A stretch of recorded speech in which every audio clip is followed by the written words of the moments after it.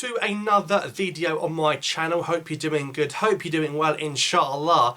Remember to drop a like on the video and subscribe if you're new to the channel, the biggest Algerian football platform in English in the world. So, we have a squad replacement. Islam Slimani, despite scoring at the weekend for Anderlecht, actually came off with a little injury, and he has had to withdraw from this squad. He will be replaced by Baghdad Bounedjah.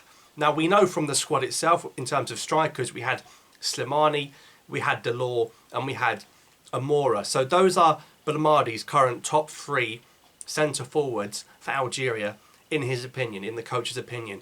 Bounedjah has come in to replace Slimani because he's injured. So that means, in Belmadi's eyes, Baghdad Bounedjah is the fourth choice striker for Algeria at the moment. It's the first time in over a year he's been in the squad. Of course, when we played Cameroon at home, he came to the game in Blida to kind of celebrate with the players, assuming they were going to qualify for the World Cup. Of course, that never materialised, so that whole situation just became a little bit awkward in the end. But we know he was an integral part of that AFCON 2019 winning side, particularly that front three of Belali, Bounedjah and Riyad Mahrez, and Belali and Bounedjah with their Wahrani connection.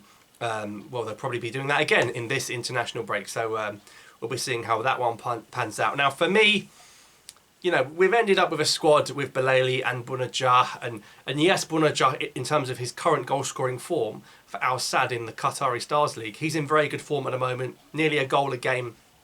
It's the sort of return that Bounedjah has been doing in his past 10 to 15 games.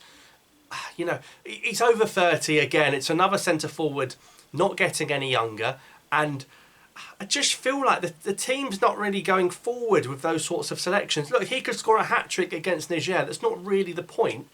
Even when we won AFCON with him up front, he scored 2 goals, I think, at the tournament, one of which was a complete fluke in the final.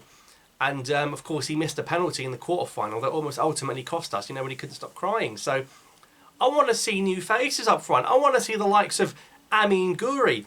Why are we having to potentially wait all the way until September to see Ait-Nouri? Why is he not here now, ready and raring to go, mate? I want to see Gouri play. Now I've got to watch these Wahrani guys doing a little dancing because they got a tap in against Niger, right? And they probably haven't got professional players with respect to Niger. It's not about scoring against any. Listen, I'd score against Niger, okay? And do you know what I mean? I'm not even a professional footballer. I'm an amateur at best. So yes, he might perform. Yes, he might deliver. But will he perform on the big stage when it matters? I mean, the biggest goal he's probably scored. I know he scored it in the final. I find it very hard to credit him with that goal. Took a massive deflection. You know, he did score against Colombia, and he's a good finisher. But playing in Qatar and playing in top-level African football and potentially World Cup football is two very different levels. And I would love to have seen us try to get Ait-Nouri a little bit earlier to play him up front. But of course, now the 3 strikers we have in terms of this international break are Bounedjah, Delors and Amora. And the whole point, Delors wanted a year off, which meant he missed the Cameroon game and had to come back apologising because he was sick of scoring in League 1 every week, getting benched for the guy, scoring against desert farmers. That's why I was annoyed, Delors. Nothing to do with the heart or the love of the game. What's the point of him flying thousands of miles to sub-Saharan Africa to sit on the bench for a guy that keeps scoring in the desert? This guy was scoring at top level, League 1 level, with Nice, with Montpellier, with Nantes. And I hope we don't get into that situation again. I want to see Delors get given number 9, right, and start both games and fill his boots. Stat pad FC. This is going to be 2 games of stat padding, because trust me, I know we have a job to do, a formality of beating Niger and getting the qualification. And when you've just exited the group stage last time without a win, it might not be the easiest thing in the world. It is a formality. We could field any 11 from this squad and we'll win both bloody games with ease. Okay, we're even going to be fasting for the second game. We'll probably still comfortably win, inshallah. I'm telling you now, I still want to see Delors up there playing up top. All right, I love Baghdad Bounedjah. I love his vibes. He's obviously a good guy. But we need to be building for the future. We've got Boitnani, we've got Ait-Nouri, we've got Shaibi.